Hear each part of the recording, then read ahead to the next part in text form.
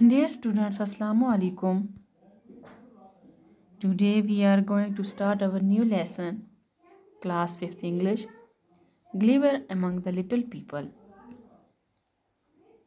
तो start करते हैं. Once a ship called the Antelope was on its way to the South Seas. There were 30 sailors in it with a captain and a doctor. The ship was sailing near a rock. तो शुरू करते हैं ये कहानी. तो क्या होता है कि एक दफ़ा एक समुद्री जहाज़ जिसका नाम एंटीलोप था जनूबी समुद्रों की तरफ सफ़र कर रहा था. जहाज़ में 30 जहाज़रान, एक कैप्टन और एक डॉक्टर था. वो जहाज़ चट्टान के एक करीब से गुज़र रहा था. All of a sudden there was a storm with rain and thunder. अचानक क्या हो जाता है? अचानक समुद्र में तूफान आता है और जहाज एक पत्थर से टकराता है. The sea roared, the wind blew, and the waves rose high. The ship struck the rock and broke in two. अचानक क्या हो जाता है? समुद्र में एक तूफान आ जाता है.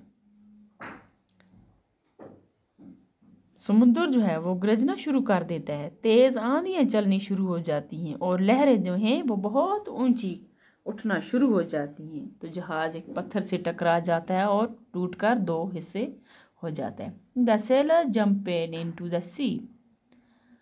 और जो उसमें सफ़र करने वाले होते हैं, मुसाफिर जो होते हैं, वो क्या करते हैं? वो समुद्र में कूद जाते हैं. Only one man reached the shore and saved himself. उनमें से एक ही आदमी बच जाता है. Only one man reached the shore. सिर्फ एक ही आदमी किनारे पर पहुंचता है. And saved himself. और अपने आप को बचाता है. He was the ship's doctor. वो शिप का डॉक्टर होता है. लीमर ग्लेवर, जिसका नाम लीमर ग्लेवर होता है. Gulliver found himself all alone on in islands.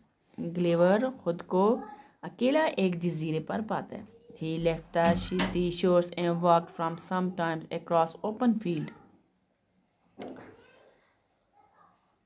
और वो किनारे को छोड़कर खुले मैदान की तरफ चलता है.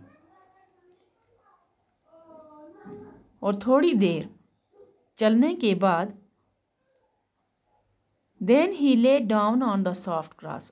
और थोड़ी देर खुले खेतों में चलने के बाद वो नरम घास पर लेट जाता है. He was very tired and soon fell asleep.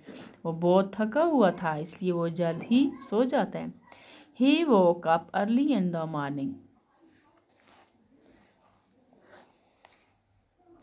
और जब वो जागता है, he wanted to get up, but he could not move his arms or legs. He woke up early in the morning. वो सुबह सवेरे जब जागता है, वो चाहता है. He wanted to get up. वो उठना चाहता है. But he could not move his arms or legs. लेकिन वो ना ही अपने बाजू हिला सकता है और ना ही टांगे. They were tied to the ground with strings. तो क्या हुआ होता है? वो रस्सियों के साथ ज़मीन के साथ बंधा हुआ होता है. He said to himself. वो अपने आप से कहता है, Oh, I can't move my arms or legs. ओह, मैं अपने बाजू और टांगे नहीं हिला सकता. They are tied. वो बंधे हुए. And some animal is moving on my body. और कुछ जानवर मेरे जिस्म पर चल रहे हैं. It is walking to my face. वो मेरे चेहरे पर भी चल रहे हैं. What animal can it be? ये कौन से जानवर हो सकते हैं?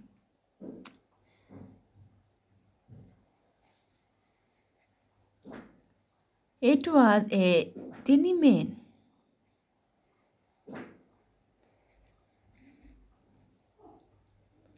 It was a tiny man. ये कौन लोग थे? ये छोटे आदमी थे. Only 6 inches tall. सिर्फ 6 इंच लंबे. In a short time there were dozens of little men. on Gulliver's body.